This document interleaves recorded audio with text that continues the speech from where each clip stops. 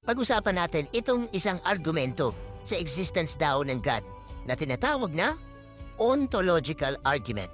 At baka pagkatapos niyo marinig ng argumento na to, baka iuntog niyo na yung ulo niyo sa pader na may foam. Na? Diba? Naisingit kayo? Ngayon, uunahan ko na kayo. Itong argumento na to, baka magdulot ng pagkalito, pagkahilo, or matinding pagkainis. Kaya ang suggestion ko, kung nasa tamang edad na kayo, pause niyo muna tong video na to at kumuha muna kayo ng ganito. Hello, ito ang nadiscover kong mabisang paraan para maiwasan ang mga masasamang epekto sa katawan ng argumento na to. Or, kung wala ka pa sa tamang edad, suggestion ko maghanap ka ng komportableng upuan or humiga ka sa kama habang pinapanood mo to. Okay? Ganyan ako ka-concern sa inyong Okay. Ontological argument. Ang nag-imbento o nakaisip nito ay si Anselm of Canterbury noong 1078 or mga 10 centuries ago. Pangalan niya ay Anselm. Yung Canterbury ay lugar sa England kung saan siya naging arsobispo. Isa siyang sikat na tao sa simbahan ng panahon niya at later on after niya mamatay ay nakanonize siya at naging santo or saint si Anselm of Canterbury.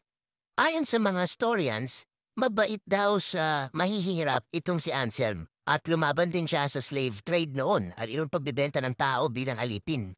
Pero dito siya mas naging kilala ng husto, dito sa ontological argument niya.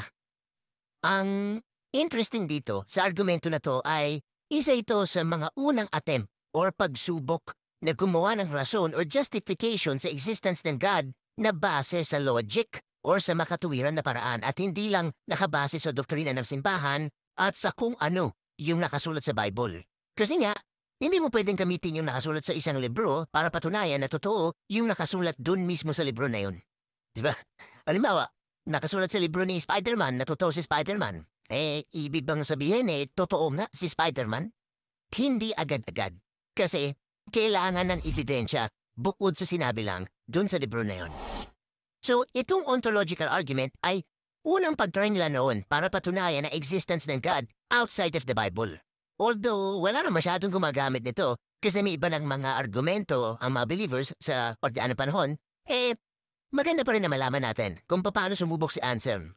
Kasi, dito papatunayan natin na matagal ng problema ang paghanap ng matibay na ebidensya sa existence ng God. Banggitin ko na din na ang ontology kung saan galing ang ontological argument, ito yung pag-aaral ng mga bagay na nag-i-exist. So, tinatanong dito yung kung ano ba yung meron at nag-i-exist.